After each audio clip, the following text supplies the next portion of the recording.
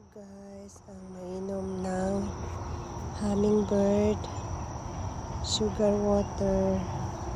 Yan po ang ginawa ko guys. Painumin ko yung mga hummingbird. Gustong gusto nila yan, yung sugar water.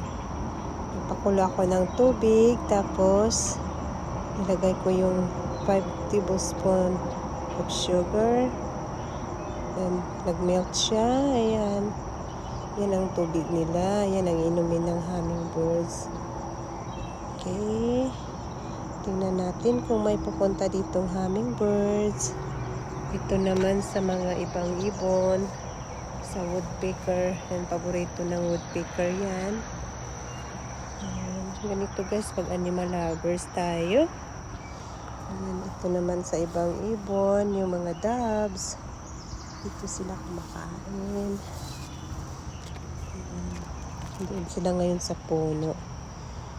So, hopefully, pupunta yung hummingbirds dito. Mayroon akong tubig sa inyo. Nandito yung sugar water ninyo.